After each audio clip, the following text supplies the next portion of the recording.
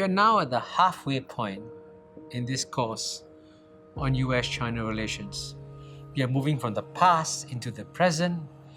As indicated in the last two videos, we are now in the midst of a full-blown geopolitical contest between the US and China.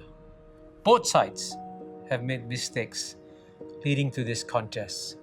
As we now dive deeper into the perceptions, beliefs, and forces driving this contest, we are clearly entering into more contested territory. Even some of the points made in the past two videos on the mistakes made by US and China would be disputed by some. Since we are now entering into highly contested territory, I want to put across one critical point in this video. Be careful of accepting conventional wisdom on US-China relations.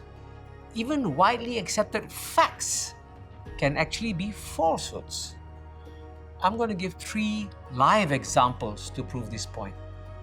First, it is a widely accepted fact, especially in the Anglo-Saxon media, that President Xi Jinping broke his promise when he offered to demilitarize the South China Sea Islands.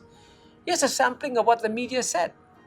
In 2 articles for the Washington Post, John Pomfret wrote that, quote, China routinely makes commitments that it does not keep. Just remember Xi's 2015 promise to then President Barack Obama not to militarize the islands he created in the South China Sea, unquote. And again, that Xi, quote, broke his promises to President Barack Obama not to militarize the 7 Chinese-made islands in the South China Sea, unquote. The Economist was perhaps the most forthright in its accusation of Xi's broken promise, declaring in April 2018, quote, less than 3 years ago, Xi Jinping stood with Barack Obama in the Rose Garden at the White House and lied through his teeth. China absolutely did not, Mr. Xi put, intend to pursue militarization on its islands, unquote. The factual question here is this. Did President Xi break his promise? The answer is given by Ambassador Stapleton Roy, a distinguished former US ambassador to China. He says it is true that President Xi offered to President Obama to demilitarize the Spratly Islands. It is also true that China subsequently militarized the islands. Both these facts are true. Yet, Ambassador Roy adds one more important fact. When President Xi offered to demilitarize the islands, the US government did not accept his offer. Instead, the US Navy effectively rejected President Xi's proposal by stepping up naval patrols in the South China Sea. Therefore, even though the Anglo-Saxon media repeatedly says that Xi broke his promise, they're repeating a falsehood, not a fact. The eruption of COVID-19 in China in 2020 has also resulted in a lot of falsehoods being labeled as facts. Quite shockingly, some of these falsehoods have been stated at the highest levels, even by the President of the US. Speaking in the UN on 22nd September 2020, President Trump said, quote, China locked down travel domestically while allowing flights to leave China and infect the world, unquote. Fortunately, the tools of modern science can tell us what is true and not true. Through careful scientific research, we can find out whether international flights flew out of Wuhan when domestic flights were stopped. One scholar who has studied this in great detail is Professor Daniel Bell, a Canadian scholar teaching at Tsinghua University. This was his conclusion, quote, the records show that flights out of Wuhan to the rest of the world stopped around midday on the 23rd the same day China stopped flights from Wuhan to the rest of China, unquote. The Trump administration has also consistently claimed that America was not warned about the virus.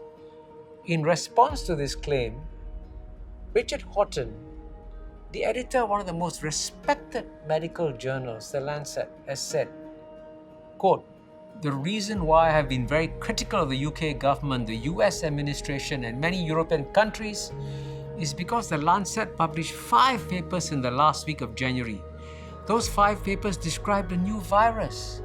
They showed that this virus was deadly, that it was related to SARS, that it was killing people, and that the number of deaths was rising.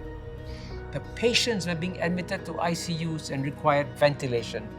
Those papers showed that there was no treatment for the virus. They showed that there was person-to-person transmission, and they indeed also warned of the pandemic potential of this virus. We knew all of this in the last week of January. Most Western countries in the US wasted the whole of February and early March before they acted. That is the human tragedy of COVID-19. Thanks to the work of the Chinese doctors and scientists working in international collaborations, all of this information was known in January. But for reasons that are still difficult to understand, the world did not pay attention, unquote. In short, even though the Trump administration consistently claims that America was not informed about the virus, this claim is not true. Thirdly, given the Trump administration's strong and consistent allegations against the Chinese company Huawei, many readers of the Anglo-Saxon media are convinced that Huawei is used by China to spy on other countries. Yet when I discussed Huawei with the New York Times correspondent Tom Friedman at a forum in Singapore on 21st November 2019, Tom told me to Google Huawei and Snowden. He said that WikiLeaks had revealed that the CIA used Huawei to spy on Pakistan.